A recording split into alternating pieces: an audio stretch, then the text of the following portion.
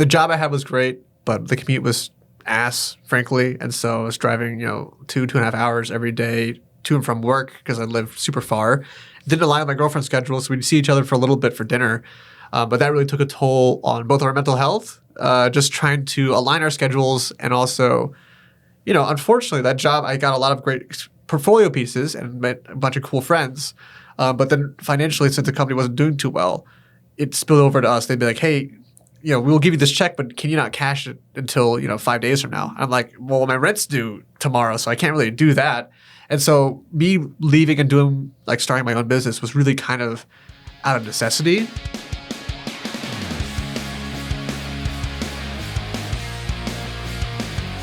What's going on, everybody? My name is Ryan Snod. It rhymes with odd, and you're listening and watching the Rhymes with Odd podcast. Today, we were jumping in the booth with someone who flew here from Los Angeles today to see me, just for me. We got Louis Luong in the house. Louis, welcome to the show. Thank you. It's great to be here, Ryan. Great to see you again. Lovely weather it is right now. Yes, what a very Iowan thing to say. I know. How are you doing? I'm doing good. Really excited that you flew in from LA to be here today. So, I would say we've known each other for 5 years? Yeah. 10 years, maybe? Yeah, we met on the first time because it was actually my podcast that I started back in 2020, and you're my second guest. And so it was crazy because I'm 25 now, and back then I was 20 and you were 25, and I was asking you the questions as a host. So now it feels like a complete reversal, but also super cool to see the growth that we've both done in the last 5 years. So yeah, absolutely insane. No, totally. And we were just talking for probably 20 minutes before we started, and we will probably talk after. But Louis is in town for shooting a wedding tomorrow that I'm also helping out with, and I'm dusting off the old wedding shoes to help you out with it, just to be another person on the deck. But it's super bizarre that, again, just seeing where things have gone the last 5 years, and for both of us and all that stuff. So yeah, especially seeing the stuff that you're doing right now, especially in the room right now. For those who are listening, we're in Ryan's audio podcast room. Super cool setup. And the fact that when I first did my podcast, like I said, it was the second episode I'd ever done. Ryan was so kind enough to respond to this random DM to be like, sure, I'll be on this podcast. And, now I'm a full-time videographer, freelance. And back then I was still a sophomore in college. And so I know Ryan has made a lot of strides with his video production business as well, seeing the growth and just especially with the studio. So it's just crazy to look back on, honestly. Sure. And you're probably used to interviewing people, so I'm going to have to keep making you the center of attention. I know, the Spider-Man role reversal. So, but for people that don't know who you are, we'll jump into your backstory. But current day, if you meet someone on the street in LA and they're not doing the zombie walker and or asking you for money, and they ask, who are you and what do you do? What do you typically tell them? I'll say, hey, my name is Louis. I am a full-time freelance videographer, or I run my own video production and marketing agency. And so in LA especially, the differentiation between a videographer, cinematographer, DP, director, it's very, very, it's a lot more strict than I would say when I was living in Des Moines, Iowa. And when I was in college, I might call myself a cinematographer, but if you say that in LA, but you're a videographer, people will get very kind of, it's just a much stronger reaction, because a cinematographer works on sets, only does camera stuff or whatever, but a videographer like I do, full service, pre, pro, post-production, edit, shoot, all sorts of stuff like that. And so currently trying to work myself out of doing absolutely everything because I'm starting to feel it in my bones and in my soul. I'm a little tired. Been doing this for I think I edited my first video when I was 13 years old. And so as a 25-year-old now, being able to do this full time for the past 2 years, but doing this, at agencies, part-time, at other jobs, all throughout college, throughout high school, trying to figure out how to be more efficient with my time and actually grow and scale. So that's the position I'm in right now. Got a lot of great clients, got a lot of good work, but trying to, somehow preserve my sanity while doing it. And so, yeah. Absolutely. No, and I think this conversation will be interesting because it might go sideways as they do sometimes, but I think for listeners too, it'll be interesting because Louis kind of made this career shift mid-college to go into the creative field and kind of seeing your trajectory and where you've gone, but then also having to learn everything along the way. You're a business owner now and you probably didn't have a lot of formalized education in business, which we'll talk about, but also going out to LA where you were probably a medium-sized fish in a small pond here, where you go to LA and you're like a tadpole, in the ocean, and nobody knows or cares about you, and it's like trying to find your way. So I think this will be a really fun story to kind of talk through. Also, make sure to stick around to the end because Louis is almost to a fault, very transparent about finances and what he's doing with his life, and we're building in public, if you will. So there'll be some fun Easter eggs in there for people too. But no, I think a good launch point for this kind of next piece would be starting kind of way back when, like baby Louis. Where did you grow up? What was your childhood like? And what brought you to go to Drake, to go to college? Yeah, so my name is Louis. Oh, in 1 second, Oh, yeah? I've got a ASMR. Oh, yeah. Dude, please, I just went to the bathroom. I have to go again. Oh, no, there you go. No, my name. So, I was born in St. Louis, Missouri. So I used to actually introduce myself as, Louis from St. Louis. And as corny as that is, hey, it worked. People remembered it. I'm like, cool story. And so I really I did a lot of things in high school, especially.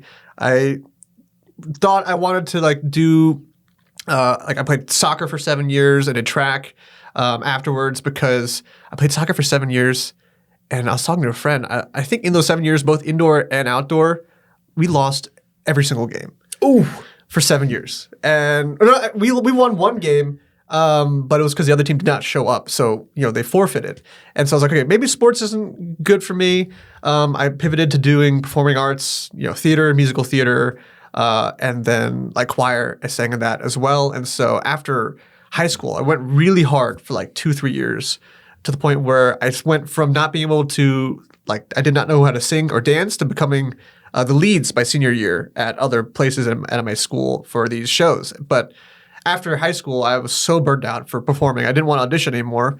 So I said, what's a good place kind of close by St. Louis, but not too far, where I could maybe pursue, at that time, I wanted to do something scientific. So I chose neuroscience, and also have performing arts, maybe choral or music background as well. So Drake was a great spot, about 6 hours away from St. Louis. For the first year and a half, I thought I'd be a scientist, maybe go to med school or grad school or whatever. And I also was singing at the same time, still doing some performing arts with improv and choir. But then year and a half mark hit, ironically, maybe maybe 4 or 5 months before COVID hit. I was like, you know what? I don't think I could be a scientist for 40 years of my life. So let me reevaluate, think about what I wanted to do. And in high school, I actually did a lot of, video production for my broadcast journalism class. And so for 2 years, we'd make a video, me and my friends. The school would release maybe a 20-minute video every month, kind of showcasing, news stories about the school. But me and my friends, we did not really care for news. We wanted to make entertaining videos. And so the first video we made, it was a 3-minute video. It was half, actual news story about the school, whatever program. I don't even, can I swear on this? Go for it. Okay, sure. I'll whatever the fuck kind of news story, and then another minute and a half of an actual skit. That did really well. So we were able to do the next episode, 10 seconds of a news story fake out into an actual 2.5 minute skit. And we were able to go to the roof of the school, this basement that no one had ever been to before. We had lightsaber fights, did special effects. Anti-smoking PSA where we went back in time to use we smoked at my friend's house. Put that cigarette butt out, yeah. literally. And here's Jackie Robinson to the plate. Literally, he's got a cigar in his mouth. And it was so fun to be able to do that. And so after I went through that journey of I don't want to really perform anymore, but I don't want to be a scientist either, because I did a 3-week program at WashU over philosophy, neuroscience, and psychology. That's where I got the neuroscience bit from. I was like, what should I do? And I thought, let me try making videos again, because that was a really joyous part of my life. I absolutely loved it. And so I went to my teachers. I said, hey, I'm thinking about doing video production, but I'm in neuroscience right now. So where should I go? And they said, okay, either go to marketing in the business school or advertising in the journalism school. And I talked to journalism teachers. They said, you're coming in as a sophomore. You don't really have any J school credits. So you'll probably have to do take basic digital media production classes. So for a year or two, you'll have to learn what camera settings are. And so you're probably too advanced for this already. So I'd recommend you actually go to the business school and get a marketing degree. And so I had to take a bunch of summer courses to catch up. but I ended up getting a marketing and business degree from Drake.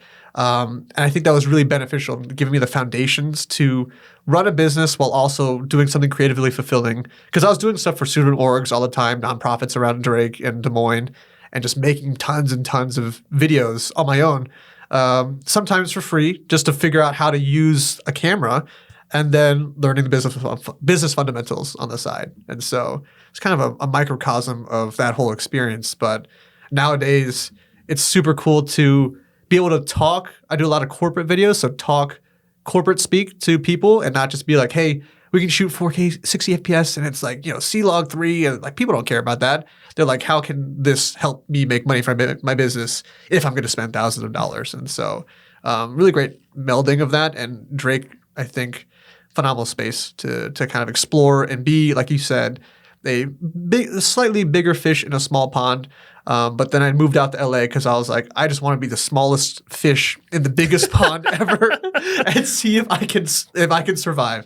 And it's really been trial by fire, but it's been very, very eye-opening, and I'm just very grateful for the experiences that I had out there. Sure. Well, I think your journey is unique though, because you're at the halfway point. You're kind of almost like past the point of no return, where you get into junior year, like it's very hard to just be like switching majors unless it's something like broadcast to journalism or something, something in the same school where it's like very difficult to do that. What was kind of the response from your family and close friends when you decided you were going to switch your major over? I think the good thing is my family's always been supportive in whatever I do. When I decided to do musical theater, my mom was like, we'll go to your shows. When I wanted to be a scientist, they're like, sounds good, sure, And when I switched back to video, I think they believed in me, and I think they trusted in me. And even my girlfriend, who was born and raised in Iowa, we met end of freshman year, she never lived outside of Iowa her entire life. And when I told her, hey, I need to move to LA, like that's kind of my next step, she said, I'm only doing this because I believe and I trust in you. And so that, I think, has helped support me in my journey, because my social circle and my friends and family have always given me the support that I maybe have asked for or needed, even if I didn't know that I needed it. But they were all very supportive. And I think because, for me, the risk reward of doing like free to feed, like making videos for free initially when I didn't even know how to like not shoot auto, gave me the courage and the strength and also the portfolio to then start actually charging and being able to survive in Los Angeles. Because I think if it didn't start until I moved out to LA, I'd be fucked. Like there'd be no way to survive. I'd have to probably live with my parents or something. But since I got so much experience here, I used to shoot, I shot my first recital at Drake for $20. It was like a 2-hour event. I edited it for 3 hours. And the parents were so nice. They said, Louis, here's another $20 tip. I said, thank you so much. Thank you so much. I can eat lunch now. Like, God, we're really just scalping this kid. Here's another $5 for your hard work. It's like, Jesus, am I mowing the lawn for you? Literally. But, I didn't know anything. I filmed with I had 2 cameras. One I borrowed from a friend, a GoPro that I got, and my iPhone too, garbage quality. So I didn't end up using it. But I was like, let me learn while I'm still in school, while I still have housing, while I can work with these student orgs and, not charge that much and not be too stressed if I make something that's just complete shit or just overexposed or whatever. And so, no, it's been a grind for sure. I'm sure how hard it actually takes how much work it does to make even one video. Never mind, I think I'm at over 950 now, actual completed video deliverables. And so that's a lot. Sure. Yeah, it's to compare it to my situation, mine was almost like my business was a slow burn. Like it was a side thing for 4 years. And then the second I decided I'm going to take this serious, I was full time within a year and a half. So I think a lot of times you have to build that confidence, but once you get the confidence in it and your skills to go, then you go. Because I've worked with people that they talk a huge game and then you get on set with them, they don't know what the hell they're doing. Yep. And it's like, oh no, because this is going to be really bad, or it might work out for the client, but probably not. I think that's a piece of it too. How long did it take for you to actually feel comfortable directing talent, doing pre-pro, pitching a client a number and not put a question mark at the end of the number, 5,000 maybe? And then they're like, can we do 1,000? Sold. You got it. How long did it take to build that confidence for you? I think since sophomore year, when I first had you on my podcast and I made that switch, I really made sure to. I worked at my university as a videographer, part time, made like $10 an hour, whatever. Worked in another agency in Iowa as well, my juniors and senior years, and then also when I moved out to LA, I got a full time job in a small agency as well, making video and photo production, like very high quality type stuff. And so I think over the years, just seeing what other people do at their organizations, seeing what standard operating procedures they might have, or things that don't work that I don't want to incorporate in my business, I've learned a lot of what to do and what to not do based on those other work environments I've put myself in. And pretty much, I think those experiences, especially that agency in LA, that was the first time where we would do shoots and there would be a director separate from, the DP, the director of photography, who is holding the camera versus some person who's also separately directing talent. I've only ever, before that, been the person that sets up all the lights, films, records, coaches the talent, all these things as a solo videographer.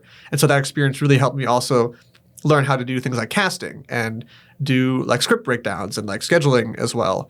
And also like I would see that and see, okay, what can I do more efficiently if I was doing this on my own? And I made a lot of good friends there too. Like one of my closest friends out there is an Emmy award-winning director, just released a show on Peacock. And it was like, he's got super high levels of experience doing things that I didn't. And that's also kind of why I wanted to move out of Des Moines as well, to try and just pick the brains of the people out there that have done this longer than I have and know things that I don't know. And ironically, that's even the whole reason I started my original podcast, was just to pick brains of people like you, because I didn't really know what I was doing necessarily, but I was like trying to fast track it essentially. Sure. And so even nowadays, the number thing, my idea or my process is as simple as I'm just going to keep saying a higher number until people start saying no. Mm-hmm. And once people start saying no, okay, let me dial it back down a little bit, because pretty much it's a level where I'm still kind of solo doing everything. Sometimes like hire contractors for like basic edits and stuff like that. But for the most part, I feel like I've been editing for so long. Like it's easier for me to just do it and then get it like 110% like dialed in versus, one of my least favorite things to do is just watch videos and then give feedback for like, typing in very minute details of like, okay, can we move this like half a second forward? This is a little out of focus, or this is a little too orange or gray or whatever. Because as you're typing it, you're like, God, if I was in the program, I could have just done this faster than me telling someone else to do it, Yeah, so it's just different, like managerial work versus actual boots on the ground. And so that's something I'm struggling with too, just finding that balance of, how can I make enough to support myself while also not working myself to the bone, while also being competitively priced in Los Angeles. Because Los Angeles is also very competitive right now, especially with people in the film industry struggling to find work. A lot of people are looking for smaller crews to do things, like even movies and TV is really hurting right now. And so you see, like, I'm definitely not a cinematographer, but I'm more of a videographer. But we're starting to see kind of the more experienced people come and trying to bid on those jobs and take on that work. And so it's just a very it's a hard market right now for sure. You're going to start seeing really tacky car commercials that are going to be shot by like Steven Spielberg. Like, no, literally cannot find work. It's like, in a world where this Dodge Durango needs to be sold, one man must overcome. It's like, oh, okay. All the TV people are going to start spilling into the smaller markets, Yeah, especially in the corporate field too, with the I think it was VO3 or the AI video coming out now too. Definitely booming as of July 2025. People it's being fine tuned right now, but I see a lot of corporate clients are always trying to cut back on expenses, and so it's also that battle too of like. I shot an event a few months ago, and when I was going through the proposal process, I was telling them, like, they're like, okay, can you be here for like 3-4 nights or something like that? Like, we have a few different days we want you to shoot. I said, okay, based on the things you sent me over, let me send over a proposal. And I said, okay, it'll probably be like, $9,500 to $10,000. And at this point, we'd already worked together a lot of projects. So he came back to me, instead of saying, hey, we can't afford that, he was like, hey, actually, if we can get this down to 8, I can get this approved. Like, no problem. Just like figure out a way to trim some fat and get it to 8. So I was like, oh, cool. We will cut this deliverable, can maybe cut this day.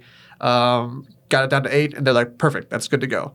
But oftentimes, that's mostly because I have a pre-established relationship with that client. And so you just got to stay competitive. Sure. Well, I recently, and this is obviously on the other side of the country, but I've I've been running that lately where a lot of people will vet vendors and they assume everyone's at the same like level of skill, quality. You're going to get the same thing. You're comparing apples to apples, but they'll go and interview someone that's like, or look for a proposal from someone that is just starting out. Maybe their kit's not there. They don't really have a client base or any like proof that they know what they're doing. And then we're expected to like match their rate. I'm like, oh, okay. Like, and I tried to like explain it to them nicely of like, this is not, here's where this is. Like, I mean, I used to work for an agency that we would work on like almost overkill. It's like, we don't need 10 people for this crew to shoot a 30-second commercial. Like, this is too many things. But it's like finding that kind of balance, I think, is good. But then also educating your clients on like knowing and being very knowledgeable of where you fall in the scope of the landscape helps a lot too. If you're at a car dealership and you sell beat up things like the dad from Matilda, and you're trying to act like you're selling a high end luxury BMW or something, it's like, no, you need to know like you're the tacky salesman. That's okay. Just own it. Like, our cars are cheap. They're not very good, but they're cheap. Or the opposite, where it's like, we sell really nice cars. They're not cheap, but they're really nice, and the experience is luxury. It's like knowing where you fall in that spectrum. I think the good thing about being in LA too, as a videographer, is that the price anchor is already so high because there's Hollywood and like bigger productions there. So sometimes I'll talk to clients. I'll say, hey, I think this will probably cost $5,000 or $2,000, and they're like, "Ooh, at least it's not $30,000 like this other guy told me, or $50,000." And so there's sometimes too where I see other productions and I'm like, why can't I just get to that level? I think I'm pretty good at what I do. But there's always the next step, or you're always comparing work, and then I'll watch the video or something, and I'll look at the credits, and I'll have like 30 people, and I'm like, okay, that's why it's good, because there's 30 people here, and I'm trying to do the job of 30 people as maybe 1, 2, or maybe like a small crew of like 3, 4 people, and so there's always that positive and negative side about being in such a big market. A lot of my clients know that video is expensive, and okay, Louis is actually pretty affordable. But if I was in, back in Des Moines, I tried to charge, $30,000 for a brand video or something like that, they're like, dude, like that's like our, half a year revenue or something like that. So, pros and cons. For sure. When you first moved out to LA, did you crew a lot of other shoots, or what was kind of your first way to get in out there? Because you're literally just like Miley Cyrus, like hopping off the plane at LAX, you're dreaming your car again. Like, how did you get into the industry? Yeah. So the first full-time job I had out there, I was there for 9 months, and it was a very small team of 6 people, including the owner and her husband. And so with that, we would hire out contractors on shoots. We'd always hire talent, like hair and makeup, food stylists, hand models, other crew, like other videographers, editors, and stuff like that. And so that was really a great experience for me to be on set for a lot of things. And then I've been trying to get more on like narrative sets and feature sets. But still, like, we did a lot of corporate work there too. So like we did like a car wiper commercial. We were there for like 12 days, not 12 days, 12 hours. Oh, Jesus, sorry. And that was like a turntable type shoot. We had a whole crew of maybe, I think it was like maybe 15 people just there to shoot, and like a couple actors and stuff like that. But that was a great way to see, how all the pieces fit together, how like, a director will talk to talent, the DP should not talk to talent, and kind of the hierarchy of everything. And that really gave me a lot of experience and kind of delineation of responsibilities, because I'm so used to being responsible for everything. But, when you're just a production assistant in charge of like going to the store, getting some like napkins and stuff like that, or like helping spin the turntable, pretty fun day. Not too stressful, honestly. And so, getting a lot of crew experience there helped me learn also what it's like to work with actors who are really experienced and actors that are not as experienced, and kind of how to meet them where they're at. And once again, just see like, okay, what do I like about this person's directing, and what do I think I can do better, and stuff like that. So no, for sure. I think it's interesting because there's so many different types of production. Yeah. That there's different industries, there are different scales. I've been on sets where, and this is in the agency world where I wasn't even like doing anything production wise. I was just like schmoozing clients and hanging out. Mm-hmm. We'd have like 15 people on set, and I'm like, for a production in Iowa, it's like as big as it could ever get. Yeah. Like 2 PAs, a couple of you need. Where most of my shoots that I've shot like thousands of videos at this point, and it's almost all one-man band or a crew of 3 or less, What's the biggest difference for you in the experience in being a crew member on a set like that versus like having to run everything yourself? I think for me, I love being a part of the whole process, especially client communications and seeing what their expectations are, especially within the budget that we have. One thing I learned later on after I left my job at the agency, it kind of was relevant because we were just not getting paid by the end of it. Like our paychecks weren't coming. Oh, geez. And Okay. so, a lot of these projects I learned from my friend who was technically my boss, we're just in the red. And so, a lot of these projects, sorry, can you say the question again? Yeah, just what's the difference between one-man band production versus being on set with a small group or a medium-sized group of people? Oh yeah, so we'll do things like we'll have multiple people on set, and it's like the difference between using something like a Dana Dolly, which will take a few minutes to set up. It's like a rail system with almost like a skateboard on top of it for your camera to do like a push and shot, versus me using a gimbal and just getting it in 30 seconds or something like that. And especially since I've shot weddings before in the past, where it's like you get one shot and you're done. A lot of it's like I love balancing how efficient we can be and just kind of getting good enough versus sometimes like you can do a take so many times because it's just it has to be perfect essentially. But I just like being able to kind of move quick and do things really efficiently, and I think my clients really appreciate that. And so being able to get a lot more done in like a 10-hour day versus having to do 2, 3, 4 days of the same maybe 30-second commercial shoot or something like that. And so I like to do a lot of things where like sometimes my clients will have big ideas, and so I'll try to narrow them down. And then someone who might be from like the narrative film industry might say, hey, we can only do like finish 12 shots today, in this 8-hour day, or maybe 20 shots. Whereas I can be like, okay, we'll set up a scene. I'll have the actors act. I'll coach them, and then I'll record, get a wide shot, get a tight shot, 3 mediums, and then another wide shot or something like that, and walk away with 100, 200 usable shots to use for the day. And so I do a lot of things where we do a narrative like voiceover or direct camera kind of scripted speech, and then we'll shoot a lot of B-roll to kind of cover that up. And so very different from narrative for sure, but I once again just like being able to kind of be very efficient with my time and really not waste people's time, because the worst thing I think is to have people there that are just sitting and waiting around for a long time. And unfortunately, that's just part of the industry for sure.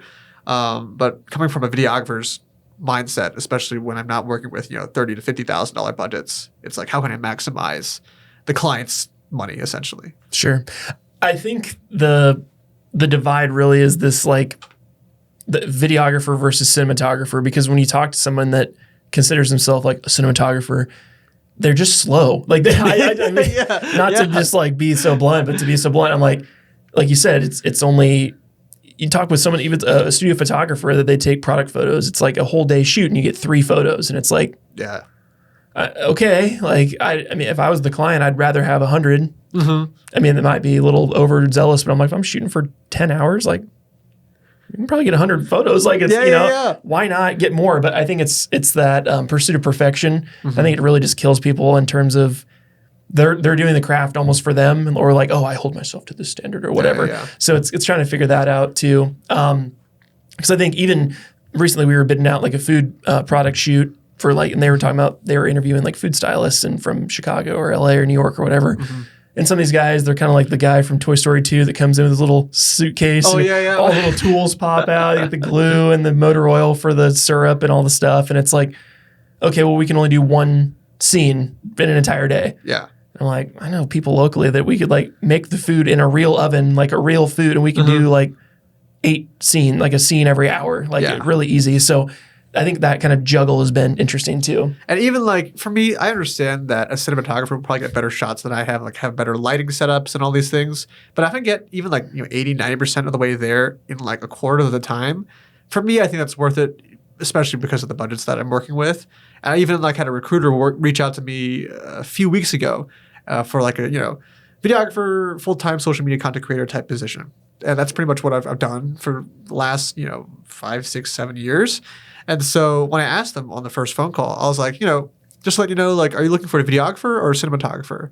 And she said, we're specifically not looking for a cinematographer because it's just a different mindset. It's a different game that we're playing. I'm a business owner working with other business owners to kind of maximize output versus like, the image quality and, the cinematography of it, or I guess the visual language of it is important, but it's honestly not as important to them as ROI, revenue, and all these sorts of things that actually will fund the business. And so that was a big issue I had with my last agency, where we were really focused on making beautiful content. But then I talked to the clients, I'm like, hey, like we're getting like 12 views. I'm so sorry. And so I was trying to push towards more targeted and maybe less polished videos, or less stylized, because it just wasn't converting and clients were burning money. But then we just lost clients because the values were not aligned. Sure. I see a consistency with myself too, where we have a client, we have a retainer that we do weekly content for their social media. We'll go and we'll shoot every 3 months, film it, deliver it, whatever. Yeah. We were using another vendor to schedule the posts, and we were getting this kind of in-between spot where the posts weren't performing well, and it's a game of like, it's that Spider-Man meme, like, whose fault is it? Yeah. And it's like, is it Ryan's fault because the video is not good? Is it the scheduler's fault because they scheduled it or didn't engage? Or is it the client's fault? Like, it's that like whodunit type of situation. So we the way we kind of handled that was we took it all in-house. We cut out the scheduler. I'm like, if we're going to be held accountable for this, we have to have 100% control of it, so then we can actually like dictate the outcome. Whether it's tweak the hooks or engage on the posts or whatever we're going to do, like the tactics have to change, so that, because if we're going to be held accountable, like we need to be able to control it, So I think the hardest part too about, I'll do like marketing campaigns for people, and I've kind of strayed away from doing like ad campaigns as well, because that just takes so much like hard, like manual work to kind of maintain. But having that, not a guarantee, but just that weight of, you're not just there to make videos, but if the campaign doesn't do well or the videos don't perform well, that's also kind of like on me. And so I have a few retainers that are about that as well, where we'll make social media content, like 12 videos a month. And like, one client, first month we had a video hit like 3-4 million views, and like they grew from, I think as of now, they started with like 5,000 Instagram followers, and now they're up to like 90, 91,000. Holy cow. And then on TikTok it was like 30 to 50. I think they're 60 now. And so a few videos hitting hundreds of thousands of views. And so now, as the algorithms change and kind of our formats are a little kind of outdated, but still doing really well in terms of like growth for the business, it's that weird spot of, hey, we had a really big victory. These videos are having maybe 10,000 views now, not like 250 or a million. But it's still good enough to where, I'm responsible for it. And that's why I've started trying to take that editing back in-house, because I saw the views start to dip. Whereas if it was a regular client where I'm just shooting videos, it doesn't really necessarily matter. Like, yeah, I'll look and I'll see if it does well, but it's not really my responsibility. But I think I've been able to charge more if I kind of take on that load.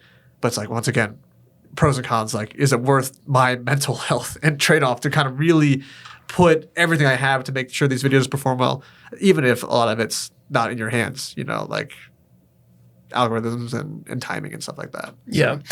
I know, and I've kind of done this too. It's like being good at the one thing that you're known for. And it's really hard for me because I have shiny object syndrome like nobody's business. So I see something like, I should get into real estate, or maybe I should like flip this or that, and like focus on one thing. But for me, it was like we used to run ad campaigns for clients, and that was like, that's not what we do. We're not an ad management company. We produce videos. So it's like trying really hard to be known for that. It's like, we make videos, but we do some other services as a part of that, like strategy and whatnot, but it's making videos. And I think that clarity helps a lot. So then people reach out, if people want to know if they're, who makes videos, like, they don't point you to the marketing agency that's literally all full service. And it's like, because if you're a jack of all trades, you're a master of none. So it's like you have to kind of have something you hang your hat on. So it's even crazy too, because I'll work with, one of my clients is $1 billion company, and like these are huge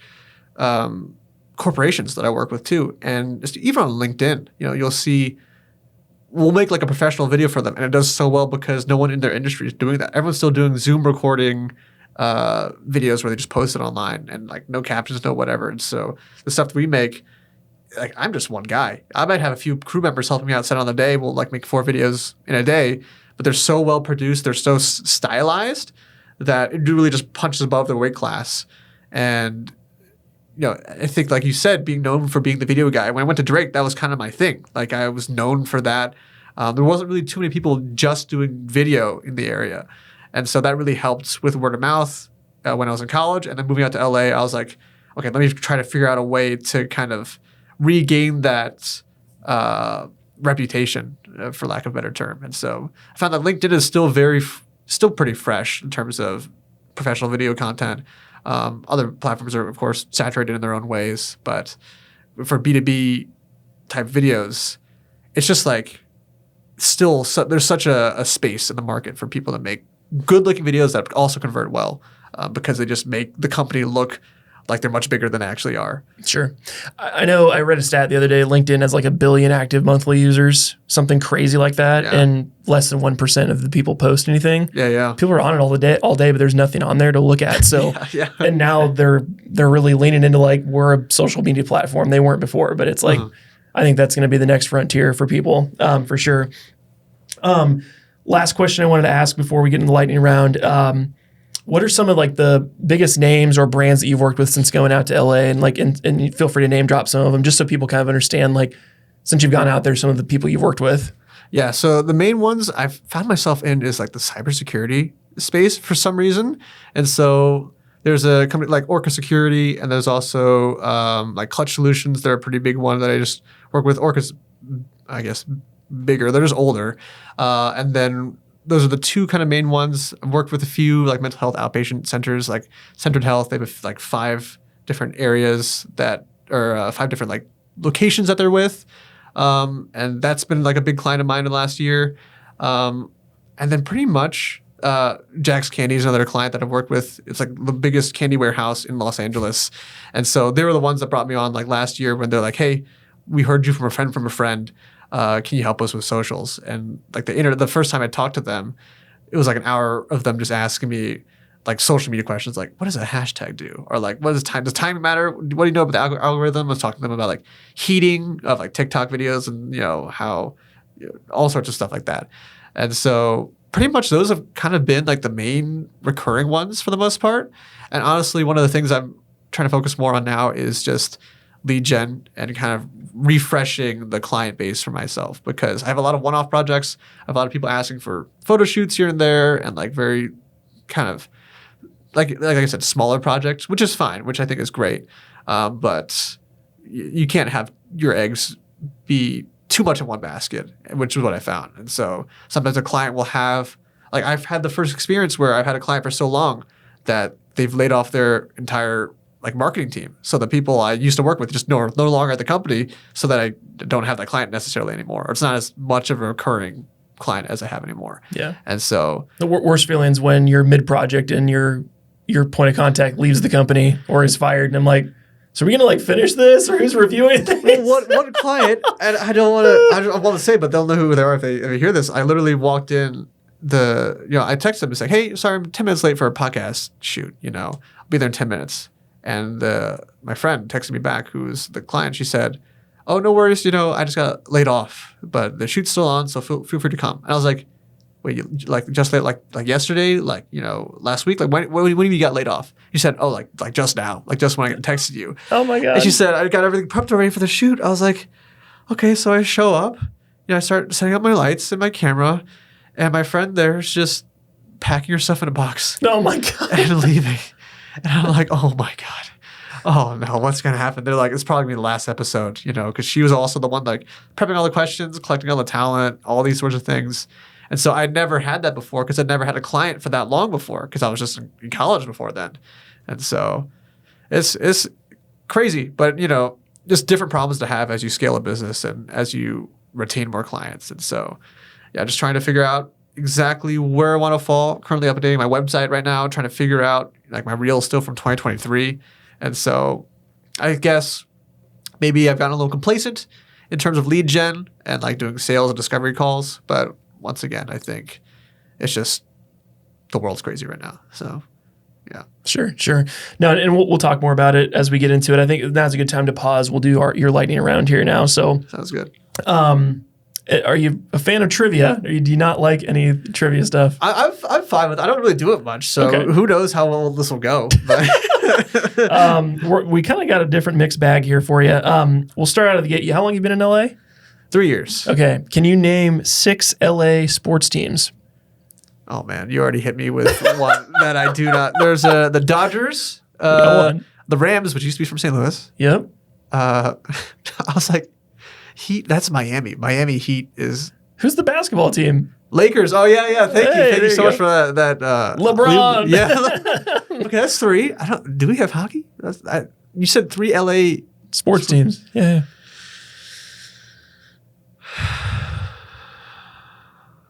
Can you name? Or like in the last 2 years. Was it one that was like They were in San Diego. Man. San Diego for some San Diego? I'm sure. Oh no, Louis, your LA buddies are gonna disown you. What No, happened? I'm already a transplant. They don't accept me there. I'm on the west side. So they're Don't like, accept me there. dude, where do you live? By Santa Monica? They said all the cool kids live on the east side. Can you fill me on the other three? I mean, there's multiple other ones, depends on the sport, but LA Chargers for football. So you got Lakers for basketball, LA Chargers, LA Rams. We said the Dodgers for baseball. Yeah. I mean, just pick your poison. I'm not a big soccer fan, but I'm sure there's a soccer team there. I think we hit them all, didn't we already? I mean, yeah, you tell me. I don't I don't know. I mean, there's a lot of sports teams there, so I just wanted to see if I could fry your brain. Going right along here to a random question: who invented the airplane? The Wright brothers? Yeah, Okay. 2 people actually. It's a This is a trick question. crazy lightning round, man. I was like, dude, yo, what are we talking about What here? is happening? Name 5 exotic car brands. I'm sure you see a lot of cool cars in LA. Yeah, McLaren, Ferrari, Lamborghini, Bentley, Rolls Royce. There you go. Cool. Nice. You got that, but we can't get sports. I know I hit you with something. Hey, I was a car guy growing up, so not sports though. There you go. Unfortunately. There you go. I know you had a lot of influences to kind of in industry. What are like your top 3 creators that inspire you, that you look up to, or that you follow online to kind of keep inspired in the creative space? The creative space is very interesting because I think I know this is a lightning round, but recently The not so lightning. I know but- not the slow thunder round or something. I think the first one is like Parker Walbeck, Jake Weisler, the full-time filmmaker crew. Because in 2019, that's when I really started going full-time. I saw their ad. Really thought that when they said, the ad had like 9 more minutes before it expired, that was a real thing back then because I didn't understand marketing. So I bought the ad.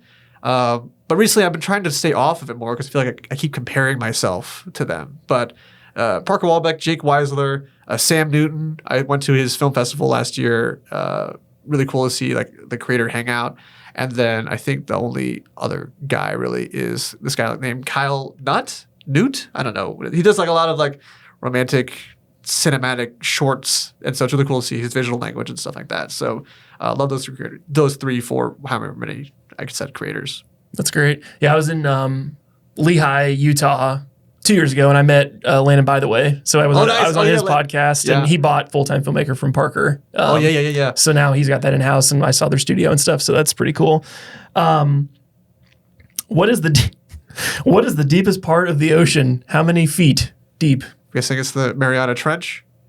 No? Yes. Okay. Yeah, the deepest part of the Mariana is called the Challenger. That's the deepest part. It's part of the Mariana Trench. Yep. Any idea how deep it is? 3.5 miles. Maybe. I don't know the conversion. It's 35,876 feet deep.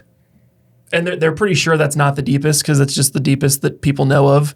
That makes sense. And I don't think mine was close. I just remember something with a 3 and a 5. So you think like an airplane the one you rode on today probably cruised at like 35,000 feet, like that high in the air, but under the water. Insane. Pretty crazy. And then who's the most interesting person you've ever had on set in terms of like celebrity or athlete or someone that has like fame around who they are that people would know? I wasn't, well, not on set, but I signed an NDA for this, but I'm trying to remember what exactly in the NDA I was allowed to disclose. Because I was invited to a private event for the Grammys ceremony, like with a bunch of like A-listers. Oh, really? And stuff like that. And it's like their family was there too. So that one, I think I can say this. It was You like have to sign an NDA to say that they were at a party? no, but it Unless was it was a P. Diddy party. it was a client that invited me there, Okay. and so we saw people like Ice Cube and like NWA, all those kind of people that I think my generation might barely remember. I had to look up what NWA was. I was like, I didn't really listen to that. I think maybe Straight Outta Compton, but Sure. I'm an Asian kid. So. Sure. No. So that's great that you met Ice Cube. I was going to say, you said you were with Nick Cannon a couple weeks ago. oh yeah. I also So that's pretty cool. I also did work with him. Yeah, that's also a pretty big one. He was cool. He was with his family, bunch of kids. I don't think they were Mariah's kids, but he was super chill. We filmed him just shopping around, and I had he just signed a talent release form, so I technically got his autograph, and that was cool. You're like, sign this one for the release. Like, just kidding. This is a napkin for me to have, and you can take this home. No, literally. But yeah, Nick Cannon too. He was pretty huge. It was funny. He showed up and then did a Masked Singer later that day or something. I just pull up in a Cybertruck. I was like, yo, dude, this is fucking Nick Cannon. He's just a guy. He was just a guy. Cool dude. That's incredible. Well, you passed the lightning round. Congratulations there. Thank you so much. Okay. No, the sports really threw me for a loop there. So when you got out to LA, we've kind of talked about the high level stuff, but I think the big part of the show is really kind of the struggles or the hardships that people kind of get in their way. Because I'm sure, again, people can see the highlight reel on social media and think it's all sunshine and rainbows out there. But what do you think was probably the biggest hurdle you had to overcome when you got out there? When I got out there, I think the job I had was great, but the commute was ass, frankly. And so I was driving, 2.5 hours every day to and from work because I lived super far. It didn't align with my girlfriend's schedule, so we'd see each other for a little bit for dinner. But that really took a toll on both our mental health, just trying to align our schedules. And also, unfortunately, that job, I got a lot of great portfolio pieces and met a bunch of cool friends. But then financially, since the company wasn't doing too well, it spilled over to us. They'd be like, hey, we'll give you this check, but can you not cash it until, 5 days from now? I'm like, well, my rent's due tomorrow, so I can't really do that. And so me leaving and starting my own business was really kind of out of necessity because it was like, this is a sinking ship. And the craziest thing was, and maybe this is tea, but my friends know this already. But at the time, I put in my 2 weeks because we were not I had 9 late paychecks at this point, and just the money wasn't coming into my bank account. But they were planning to move from a $3,000 a month studio to a $5,000 a month studio. And in order to move into that new studio, the renovation cost would have been $75,000. And so I was like, you guys are planning to make this move without being able to pay the people on your team. So I just jumped ship, didn't really have a plan after that. But I was like, let me just start freelancing.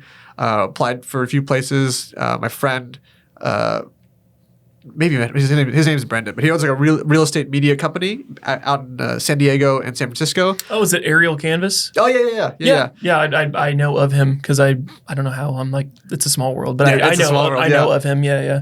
And so I reached out to him. Well, he reached out to me back in 2019. So this is 2023 at this point. I said, hey, you still have any open positions for just real estate shooter stuff? He's like, not really, but let's have a conversation. So I drove down to San Diego, met with him and the CEO at the time, interim CEO at the time.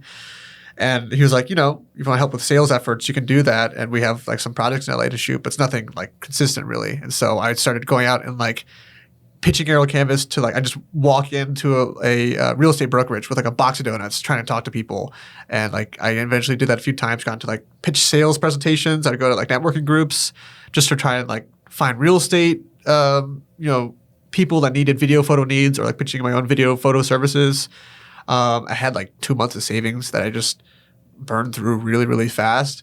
And so that was really, really difficult to kind of figure out a way how to make myself get out of this situation. Because I didn't want to necessarily leave that job, but it was it was going to go down with or without me. And so I wanted to go out on my own terms pretty much. I was like, guys, what the fuck? Can you just pay me really? I'm working so hard here.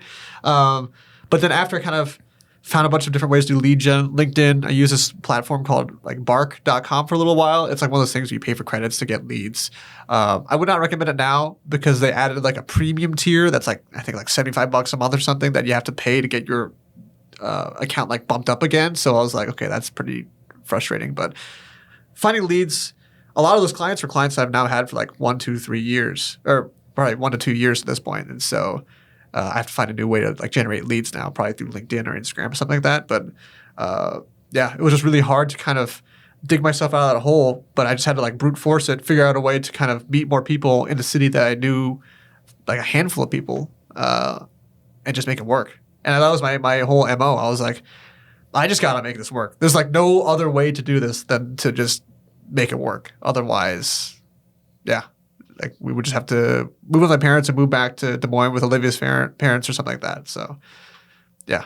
It sounds like super stressful. I couldn't imagine having 9 delinquent checks. Like, what is that, 3 months of payments that they didn't pay you? Yeah, and these are like spread apart. So it wasn't like all at the end, but it was like a red flag when they would, I think the one where I had like a bigger blowout was like, it was like right before Thanksgiving, and I was expecting to go like on a shopping spree for Black Friday, buy some gear, all these things. And it was like, I think it was like a Wednesday or something. And I asked, hey, like, are you getting our check anytime soon? Like it was due like either today or like yesterday. And I said, oh, like won't be coming until after the holidays because vendors haven't paid or whatever, or clients haven't paid. And I was kind of like, hey guys, like this is kind of the last straw. This was like the 5th or 6th one at this point. Like I cannot accept this anymore, like it's also illegal in California. So there's also that part too. Right. But it's a small business. I tried to, give them some leeway. But by the end, it was just constant delays. And once again, like my bills don't wait for that. My car insurance doesn't wait for my bills to come. So yeah, it was pretty stressful time. I can imagine. Because I know I knew this back when I used to sell DirecTV in college, that the California places had to have like a safe on site with like cash payouts for whatever if someone quit that day, you had to like legally pay them, like you had to like basically exhaust their salary stuff that they had to be paid out before they left the building. Yeah. Did they end up paying you, or did they just like stiff you on all those payments? So what happened was when I put in my 2 weeks, I kind of stopped giving a fuck like at all. Like I would just go in, I'd be like, I would still work, but I'd be a lot more vocal about like things I disagreed with and stuff like that. And so I think my last day was supposed to be a Friday, and Wednesday came around, and it was like an open space office, so we were all like on our computers in one room. And I said, hey a second. I was looking at my schedule, and I asked my boss. I said, hey, I'm just gonna say boss lady, hey ma'am. I noticed we worked through this holiday. We did a shoot. So in order for compensation, is there any way we could like get extra hour of PTO or like add that to our time? And, I said that to her. We were in this room with everyone, and we had all worked that holiday too, but then her face got really red. And then so she went to the office, and then her husband came, and then I saw them have a conversation. And then after that, they pretty much came to me and said, like, I think they had a conversation. I later learned from my boss, who was looped into the conversation, that like they were very frustrated with how I brought that up in a public setting that should have been a private conversation. And it's probably because they didn't have the funds necessarily to pay out extra PTO or something for everyone. But then they told me, okay, actually, like you don't have to come back. And they told me the next 2 days you can work from home. They'll pay me for those 2 days, and like they'll send me a check. But did they? It's like, oh, that's hard. They did, because I think I was so frustrated at this point that I had filled out a complaint for the Department of Labor. And it was to the point where I had everything, all the files submitted, all the late pay stubs in the system, in the portal, and I was about to hit submit. But the only reason why I did not was because I had a coworker who was there on a green card. And if I had done that and maybe even like tanked the company or whatever, she would have to find a similar job within a certain period of time. And if she couldn't, she would have to leave the country. And so it was one of those things where I'm like, oh, I want vengeance. Right. But my friend was in the crosshairs. And so I left, and then a couple of days later, another guy left, and then another month later, that friend and then my boss also left together because they were kind of holding the sinking ship together until she was able to get another job at like I won't say where, but just another job somewhere else. Sure. And so that's the crazy part about that. But I think. What was the lesson though? I mean, now you're on your own. You're your own business. Like what things have you taken from that experience into running your own thing now? The biggest thing I try to do is make sure my funds are not in the red. And then also I use Gusto to pay my team and contractors and stuff like that. So now I have it on a cycle where after the shoot or after whatever, I can pay people within 2 days. And so I always make sure people are paid and are paid on time and feel supported with their rates and stuff like that. Because we had to do some pretty shady stuff. Like my boss would ask me to like talk to people and kind of lie about permitting or like talk to them and try to get their obviously negotiation is part of business. But I was like, dude, I'm like a fresh grad. They're trying to ask me to like kind of haggle with these industry professionals about these things. It just didn't feel good, you know? And so that was my main thing. I was like, if people are gonna work for me, I want to make sure that they're financially supported first and foremost, because I'm not gonna ask people to work for free. Like that's just not something that I want to do. And so, yeah, money speaks, you know? Sure. No, that's interesting. Yeah. And I always say like every bad experience leads to just perspective, and hopefully you learn from everything and can kind of take it with you too, which is nice. With going out to LA, I've never been there before. What's been like kind of your experience there? Is it like what people usually chalk LA up to be, or what's been your LA experience? Well, let me throw this back at you as someone that's never been to LA. What do you imagine it to be? And let me see if it's closer to or not like what you might imagine it to be. It depends on where you go, but I would say just like homeless people everywhere. Just a lot of, I would say not fake people, but like people there with an agenda of like, if you're not helping me, get out of my way, you know, where here, like someone would have a small talk conversation. I just figure people in LA, like if you're not directly and immediately benefiting me, go away type of thing. That's like the first thing that jumped in my mind. It's very interesting because as someone that's grown up in the Midwest, and coming back here every once in a while for work, family, I feel that like Midwestern kindness and niceties, almost like, you know, politeness, you know? And so there are definitely circles in LA where it's like, who are you? Can you benefit from, or can we work together? Nope, I'm talking to someone else. But LA is such a vast and diverse place. To speak of the homeless issue, that's still a pretty big issue. California's way of doing that right now, they're just like shipping them off to other places. So, I mean, it's like, it's still a problem, but now they're just not in public anymore. I don't know where they're being shipped off to necessarily. Like other cities just want them out of their city. But there are a lot of, I think, circles of creative people that really want to do collaborative things together and are really appreciative of the art and the form and just working together. And so I found there's just so many more collaborators out there and people that are very skilled at what they do. And so, yeah, you have to be a little picky and choosy sometimes, but I think it's pretty easy to read if someone's like an actor looking for a role, or someone like, people are always looking for something. Like the bigger you grow, the more you'll start to get kind of this attention from people where you kind of feel like they want work from you or want this from you or need this or something. But I made a lot of very genuine friends out there just over a longer period of time. And I think it's just people come to that place for a reason, to meet other people. And so when you meet other people and you kind of align on things that aren't strictly like a project or a piece of work or whatever, I found a lot of like-minded people out there. So really, really busy, great spot, but you gotta watch out for those people that are just looking to suck you dry, because they're definitely there. Sure, no, I totally get it. I know for me, just even as I've matured and gotten older, I've looked at networking a lot differently. Where maybe when I was younger, especially early on in my career doing my business full time, it's like if I'm at a networking event, I'm trying to get 5 new clients. Like that's my whole thing. People can sense that a mile away. Where now, like when I do networking, I typically just go and my goal is just to meet as many people, but also have like good connections, like someone that you have a good conversation with, or you feel like, oh, this is like a cool person, because it might turn into something, but it might not. And it's like, who cares? It's just the matter of like, if there's more people that know who you are and the more connection points you have out in the world, like only good things can come from that if you're doing the right reasons. So yeah. And even when I was first, when I quit that job and was going to networking events, I learned that, I might do a stand-up and pitch, but then I also started going out and just like making highlight videos of like these people at a Sizzlers, just like talking and taking photos and doing video and putting that on like the Facebook group or page or whatever. And they could see, oh, like this guy is pretty good at what he does in this sense, like, and doing it for free as well. And so I've kind of, once again, like once I reoriented myself to be on the West Coast as someone that was completely new, that didn't have that name recognition of like, oh, that video guy, I was like, okay, what worked for me in Des Moines? Free to fee. What can I do in LA? Free to fee, but also on a much quicker timeline, because I already have a portfolio to do it. I just need to do something that gives a lot more value to someone and has like a really personal, like, oh my God, they did this for my business for free. What else can they do? And so, yeah, just a lot of lessons I've learned from, I guess, my youth, even though I am a youth, my younger days, and just applying it to a bigger market. It does pretty well too.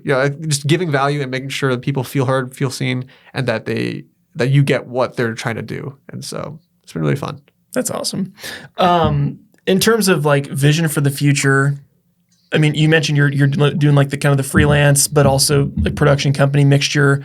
What's the future look like for you? So my girlfriend's family lives in Omaha, and so she made a sacrifice. We talked about this a lot of moving to LA to kind of support me and my career and my future, and we're probably gonna be there for another maybe 3, 4, 5 years.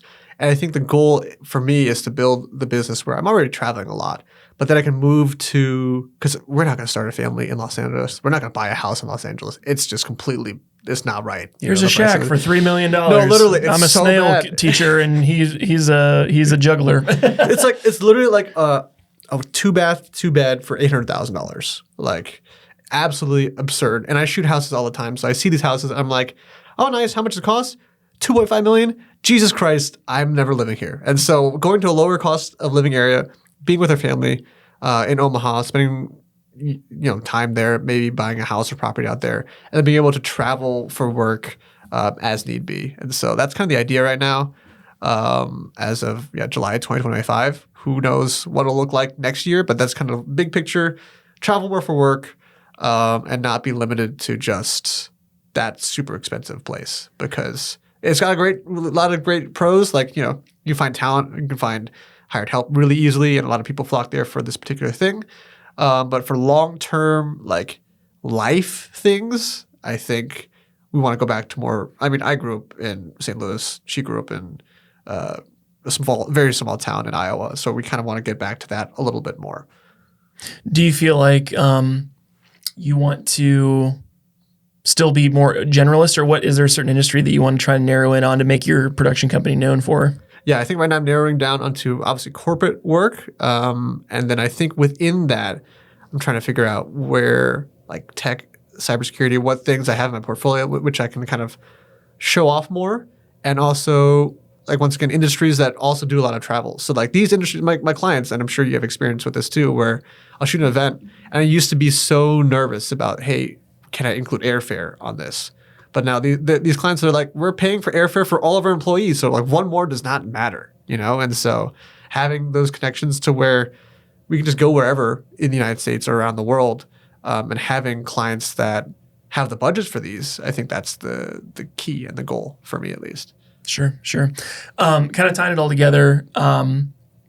You mentioned you're still figuring things out there, but also you've obviously learned a lot and are continuing to learn a lot.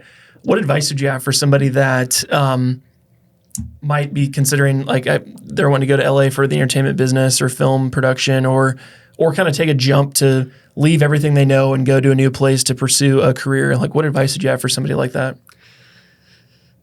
So the first sense in LA and TV and film, I would actually say if you want to go, you should have a decent amount of savings, because right now the industry is really, really hurting in the way that, like I said, seasoned professionals are really struggling to find work. Even today, there's this organization called Film LA, and technically, like, they're a permitting organization to do any shoot. Even technically, if it's yourself alone in your house with your iPhone, you'll need a permit for that. And the permits now start at $931. And that's like base, not including like if you need to close off a street, add police officers, people on set to kind of manage things and all sorts of stuff like that. So it's like really prohibitive. They're actually meeting at City Hall today to kind of discuss a renewal plan for that organization. But there's a lot of things in LA, they're kind of suppressing work. And so literally places like even Atlanta, Georgia, I've heard that people are moving from Georgia to North Carolina. Vancouver's even a little bit slow now in terms of film and TV. And so that one, I'd also just say, listen to more professionals in that area that are like execs and producers to see what that industry looks like. But if you're moving to anywhere else, or even LA, to try and do video, photo, something like that, like we talked about earlier, one of the most important things is kind of being known for something, whether it's video or photo, you have to build that brand for yourself in order to market yourself. You can't just be good at what you do and not tell anyone. That's unfortunately very, very difficult to do. Word of mouth is huge. And so the easiest way to go do word of mouth is also to reduce risk for prospects and clients. And that's why my MO has always been free to fee. And so working on very low budget projects, but in the industry that you're looking for, if you don't have a portfolio, and literally, like if someone, the next project is like, okay, we have $500 to do, like let's say you want to do music videos, which I don't know if I'd recommend, but let's say you want to do music videos, they give you $500. Okay, great. Use that, and this is why you need savings. Use that $500 to make a music video that looks like it could have been made with $2,000. And then when someone pays you $2,000 for the next music video, use the funds there to make it look like a $10,000 project. And then that's how you kind of build up your portfolio.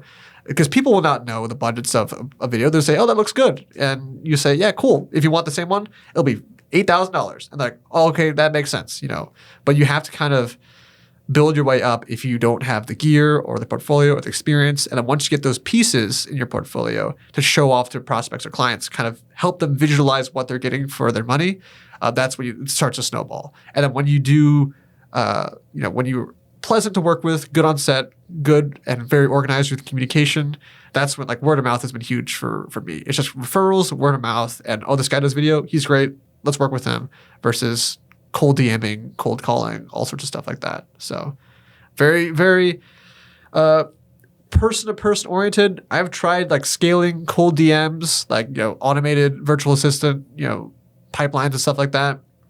Got a few projects from that, a few leads. But by, the most effective part is me doing like one project from a client, really wowing them, and then them telling all their friends about how great the work was or how great it was to work with me. And so, yeah. Sure. No, I love that approach. I think there's some really good tidbits to take away from there. I know before we close out the pod, I'd promised everyone that we were going to talk about pricing transparency and all the stuff going on. I've heard this term the other day. Have you ever heard of the 505 podcast? It's a film industry creatives podcast. It's Brandon Figueroa. His name on Instagram is BFiggy, if you ever heard of him. But I might have seen clips or something. Yeah. Photographer for the LA Lakers, and they interview like filmmakers and photographers and whatnot. They just interviewed Gary Vee like a couple days ago. Nice. So they've grown to that level where Gary knows who they are. But they had a guy on that was talking about, he's a huge LinkedIn influencer and is really pushing this. And I'll link it up in the description for people if they want to see it. But he talks about what made him popular on the internet was he was building in public, is what it's called. So like every month they would do a detail, like he'd pull up the spreadsheet and talk about like revenue in, expenses out. And people really they're like, no one does this. Why who the hell would do this? So it's like kind of interesting. We'd mentioned before we started rolling, and I'd seen as well, you'd kind of done like a year-end recap and kind of talked through financials publicly. What pushed you to do that, and what happened as a result from that?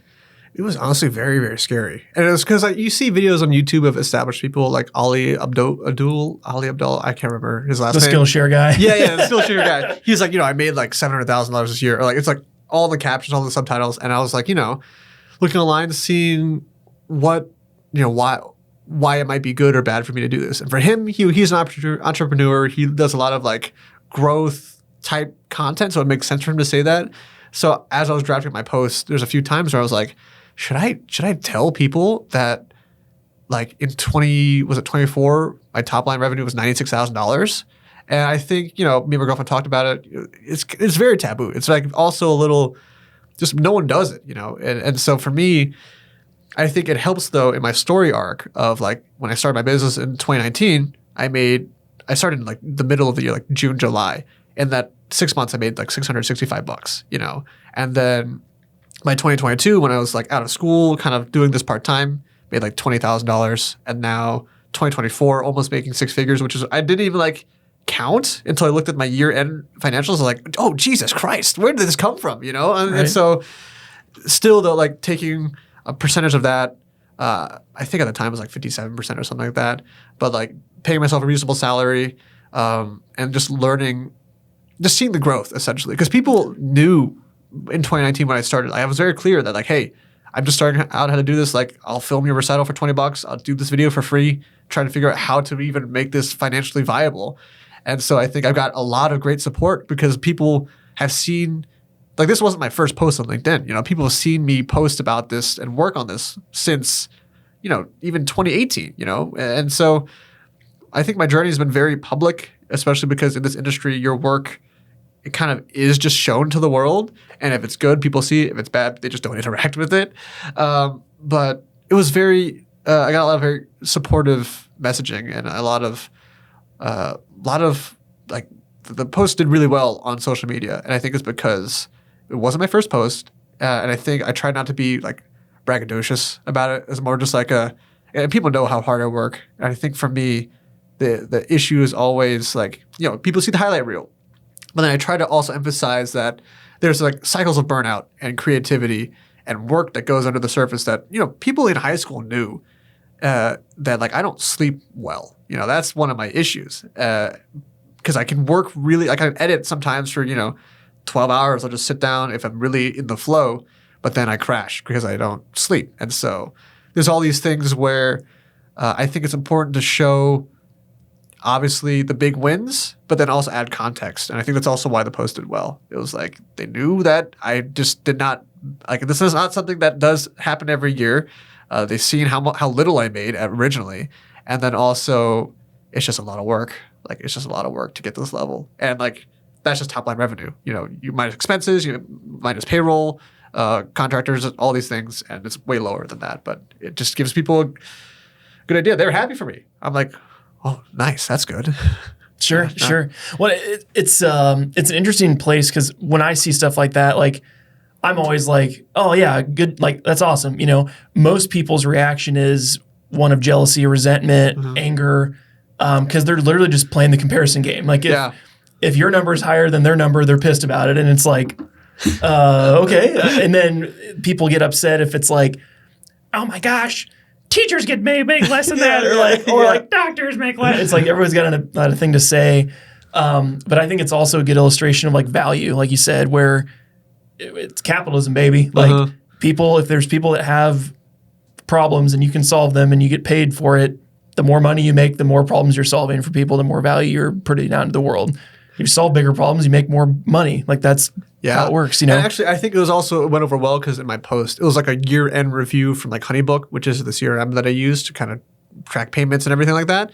And so it also included not only just the number, but also like I track where my clients come from. And so like 65% of the projects that I did in 2024 were from repeat clients, you know, and then it had a few other stats too, like where I get my leads from and stuff like that. But like seeing that number too reemphasized the idea of, oh, like this guy's doing well because his clients are booking him over and over and over again, not just like me shotgunning. It just did like, you know, $96,000 worth of one-off projects. Like it's probably difficult to do. I think people could do it. But for me, it was like, okay, he's a showcase of how much people want to work with me, and also kind of like a marketing tool as well as much as I could make it. Like, okay, this guy gets repeat clients and clients like working with him. So. Right. Well, I do a version of this with my own stuff where every year since 2013, I've done a best year of my life video. So like best year of my life, 2013, best year of my life, 2014, like all the way up until current day. And the stats have gotten a little less vague or a little more vague as we've gone because my wife was also like, hey, you probably shouldn't be like saying our household income on the internet and like some of the things I wanted to do and like all that stuff. So I had to kind of, I can still be direct with it, but also without the revenue side of it. But I think the big piece is like, for me, when I do that, again, it's not braggadocious. When I do that, it's more, I'm documenting my journey, but also like I'm publicly stating my goals. So then if I see someone out in the world, they know, hey, of the 3 things I'm focused on this year, like I want to do a podcast a week. So they're going to ask me about the podcast, or like, hey, are you doing that podcast? I actually gave up on it. And then they're like, dude, you just said on like your YouTube video that you're like, that's all you're going to focus on this year. Like you're just giving up on it.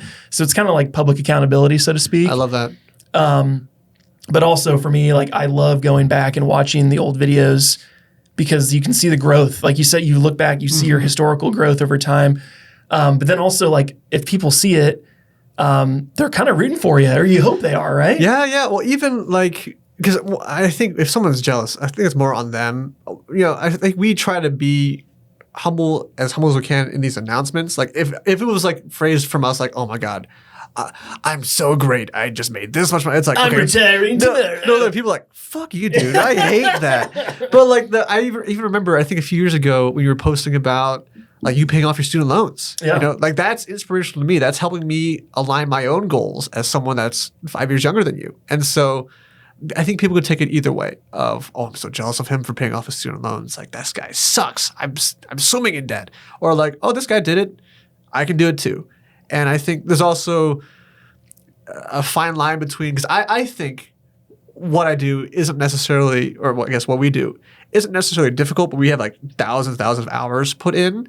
But I have to be careful of saying that anyone can do this because I don't think anyone can. There's still I don't want it to be like patronizing of like, oh, you could just do what I do and you make so much money. It's like, dude, we've made thousands of videos, and had hundreds of hours of grinding, or not hundreds, like thousands of hours grinding and putting our work into this thing to be at where we're at now. And so it's always a fine line of transparency and humility versus showing off, but also protecting your identity and your finances and stuff like that too. Because it's scary. I think it's scary to put yourself out there and not know, because sometimes you don't get feedback from these things. Sure. Well, I think it gives people perspective, but also the way I look at it too is like, if that's a high number for whatever the metric is, like, oh, look, I did this, I published this many videos, or I made this much money, or whatever. There's always someone that's done more, bigger, better. That also puts it in perspective too, where like this could be a lot to most people, but it could be a little to a lot of people too. So it kind of gives perspective there and scale, but also like an aspirational look at it too. Because I mean, I have a buddy in Minnesota. Shout out Josh Langmaid. He owns MediaCore in Rochester. Started the same time I did, and now this year they did like 1.2 million. They have 8 employees.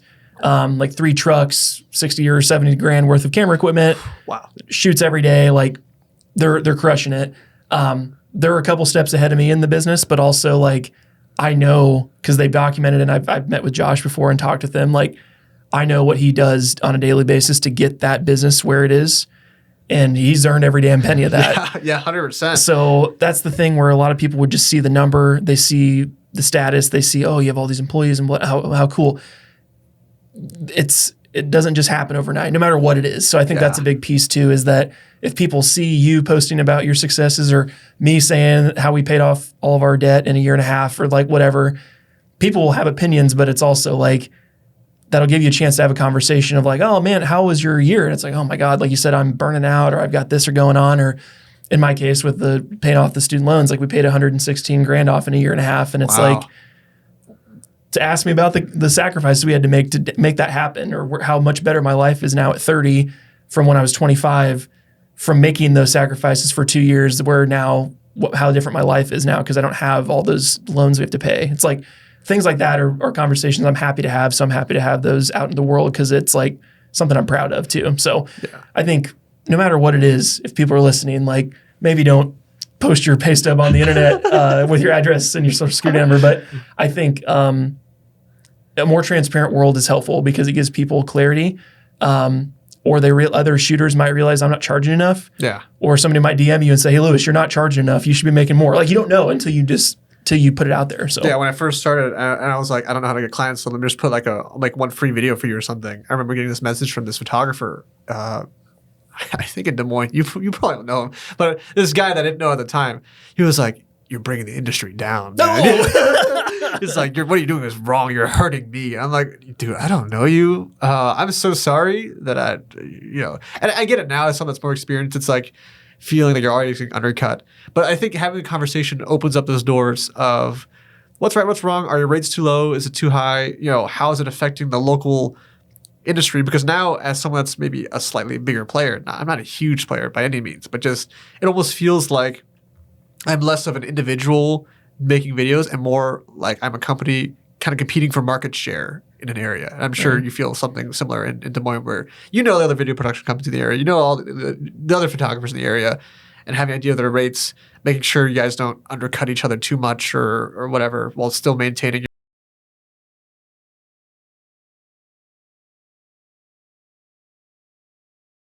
You kind of have to keep all those moving parts in your brain or an Excel spreadsheet, which I love to keep it in.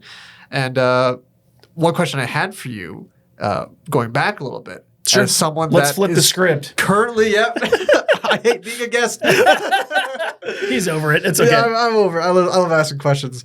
But as someone that's currently going through, like, I refinanced student loans, debt, trying to figure out payment plans, you know, because I'm pretty heavy in debt as well. 4 years at Drake. You know, love you, Drake, but I'm not going to donate to your association anytime soon. I got no money. How did you do that in a year and a half? Like, because I'm looking at like my monthly payment plans, seeing how much I can pay and seeing how fast I can get them down. It's like 3-5 years. Like, what sacrifices do you have to make to kind of get that done so quickly?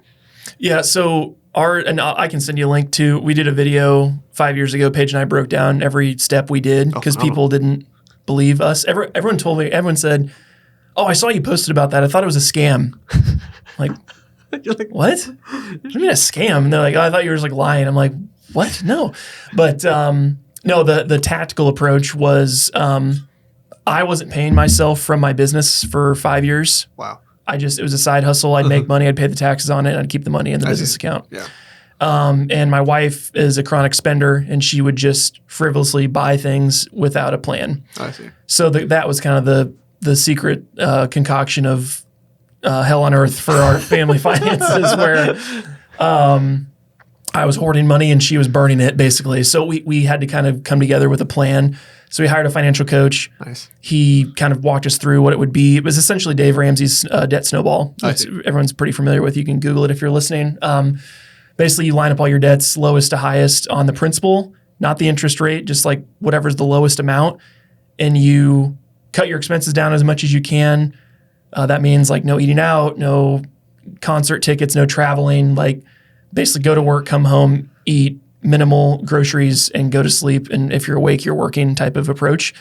And then you just hit it as hard as you can. So we lined ours up. I had a ton of student loans, but also like little things. Like we had credit card balances with like 30% interest of like $2 or $3 grand. Like if you leave those unchecked for too long, it turns into a big problem. So we basically made it to where we cut our spending down a ton. I was spending every waking hour making videos and actually like paying out all the profit to myself, and then taking all that profit and paying off the debt. So then we basically lived off of like one of our salaries, and then the other salary plus all the video money went towards the debt.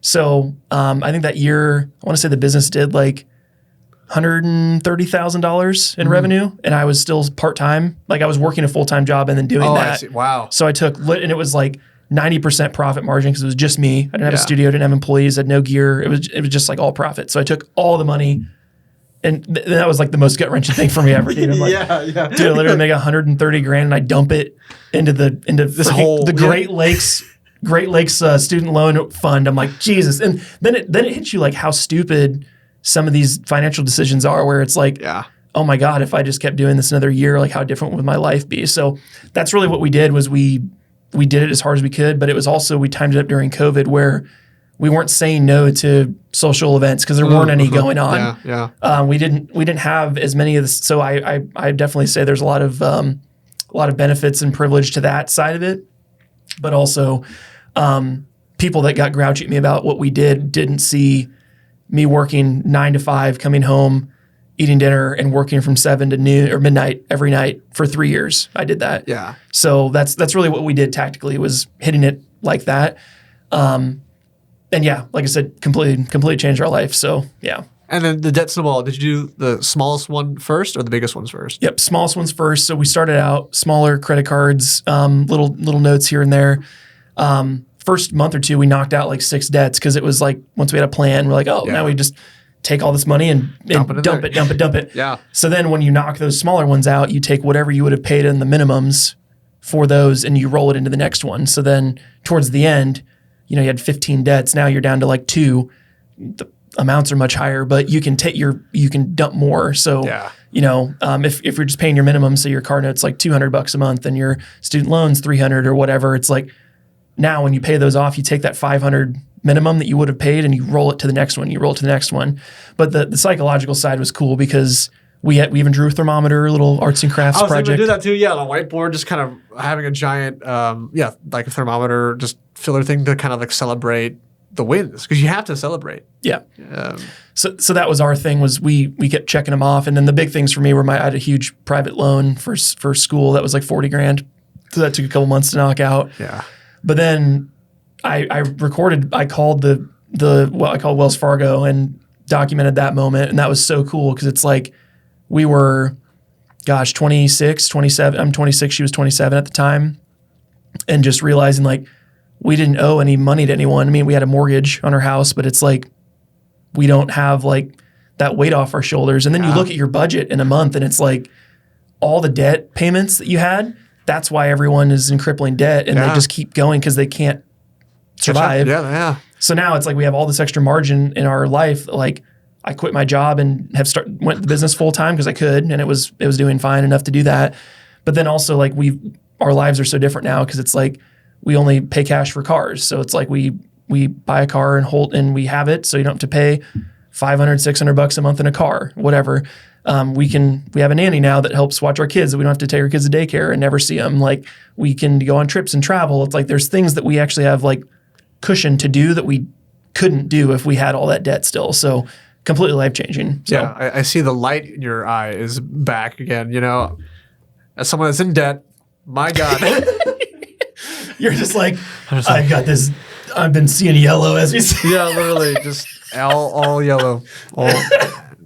You're just so pissed. No, but no, I'm so happy for you. I think it's inspirational. And for people, I was recently watching another podcast where we all want a quick fix on these things. Student loans, very difficult. It's really not that difficult in practice. Cut down expenses, put towards debt, but it's hard. It's hard work. And even doing something like creating content for your own channels while doing client work is like difficult. It just takes time. It takes work. And if you don't have money, then you're just doing all that on your own, like the time and expenses of everything. And so, yeah, I think showing the true work behind everything, the transparency of it all, as much as you can. Like, I really haven't been on socials for like the past 2 years because I've just been working, and I'm like, I don't really have the want or need to kind of showcase this thing, even though it's kind of important for like a marketing branding side.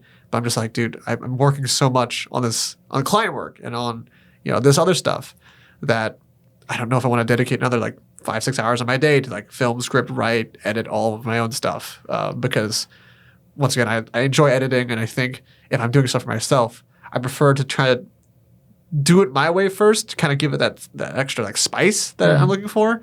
But once again, it's like I'm only one person, so sure. Going back to that, and the priorities will swing too, because like when I was 25, like when we role reversed, when I first met you, and I was 5 years ahead of you, that was the time in my life when we didn't have kids. We had a super cheap house in Des Moines. I had 12 hours a day I could work, and no one knew. I was working in the dark. Like no one knew who I was. So it's like I could build online programs and really hit YouTube hard and build my Facebook group to 100,000 members and all the stuff I wanted to do. Where now it's like life just gets whittled down to like 2 or 3 buckets where it's like client work, family, maybe fitness, like a little bit of gym. That's my entire life is those 3 things now. So I think if it's important to you, I would say my advice would be is if it's important to you, prioritize it now before there's other noise you have to like take a machete out and cut down to get to the thing. Because we kind of had some foresight to know what we wanted our life to be by 30. And we basically had gotten there like 2 or 3 years prior to that because we just did the shit no one wants to do. Yeah. And the second I'd have friends, how'd you do it? I'd tell them the exact thing I just told you. Oh man, like I got a really nice car. I don't want to like get a shitty beater. People would think something stupid of me. I'm like, no one gives a shit what car you have. Yeah.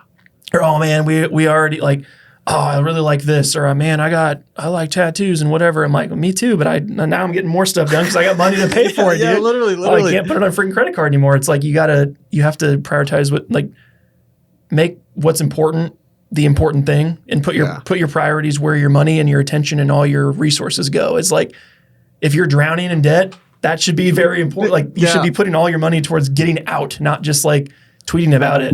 No, literally, my girlfriend and I have been doing like monthly budget review meetings, and we'll track all of our expenses.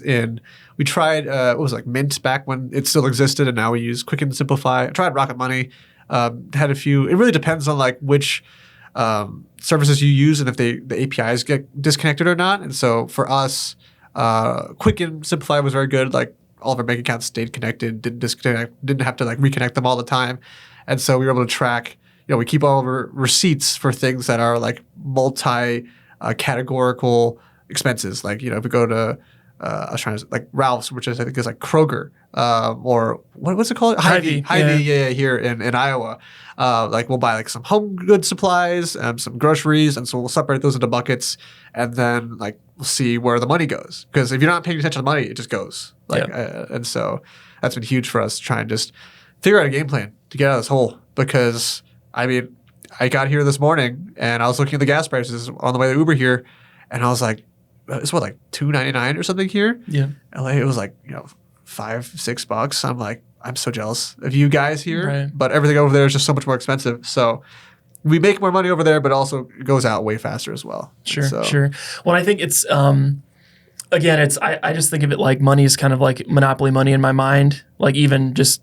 The other day I had to take my Jeep in to get a ton of mechanical work done. A huge bill. Yeah. My wife's like, oh my God. I'm like, what am I gonna do? Like, I gotta buy a new vehicle? Like, it is what it is. You get callous enough to some of the financial decisions you have to make. But I think, most people, if they're listening and they're in that financial spot where something's got to give. You have to sacrifice something to get out. It's not just gonna like, I hate to break your bubble, but like, things, if student loans won't get forgiven, period. Like it's not going to happen. Like I have so many friends who are like, I'm just going to wait until that happens. I'm like, meanwhile, Wells Fargo builds more skyscrapers because your interest keeps rolling and they'll keep making more money. So there's a piece of that I think that comes to it too. But to tie it all together, I just want to say thanks for coming in. Excited to work with you tomorrow. Excited that you could share kind of your journey with the folks on the pod. Where can people learn more about you? If they're in LA, they're needing some video done, or they want to check you out on social, where can they find you? Yeah, so first things first, you could probably go to my website. It's www.cinemapro.media, or you can find me on Instagram at the Louis Luong. That's THE, the word the, Louis, Louis, and then Luong. That's my IG, and then from there we can have a conversation. I was debating whether to give you my phone number or email, but that's probably too much because I get spam calls all the time. I will not answer unless you text. I think you haven't learned yet, Louis. You share too much of your personal information on the internet. This is what's happening. That's true. So my social security number. But yeah, that's where you can find me. Once again, Ryan, I'm super excited to work with you tomorrow. It's so great to reconnect, and thank you for having me on the pod. I mean, it's really like a full circle moment for me, even though I'm only a quarter of a century old. But it's just great to see where you've come, how far you've come in the span. We were just talking when I had you on my podcast. I literally bought like two $30 camcorders for my setup because I didn't have any money to do anything extra. The podcast setup was borrowed from my journalism professor, and so it's just we're going up from here, you know. Sure. No, excited to have you on, and I think it'll be cool. Maybe in 5 more years we'll have another follow-up episode and see where you're at in life. So hopefully I'm still here. Yes. Okay. Well, if you guys have made it this far in the show, you guys know what to do. Make sure to give us a like and a subscribe if you're on YouTube or Spotify. That really helps a lot. Also check us out on social media for clips from all of our 83 episodes that we have out. And subscribe for next week's episode, which goes out on Monday, every single Monday. So if you guys are this far in the show, you guys know what to do. And I will see you in the next episode. My name is Ryan Snod. It rhymes with odd, and I'm out. Peace.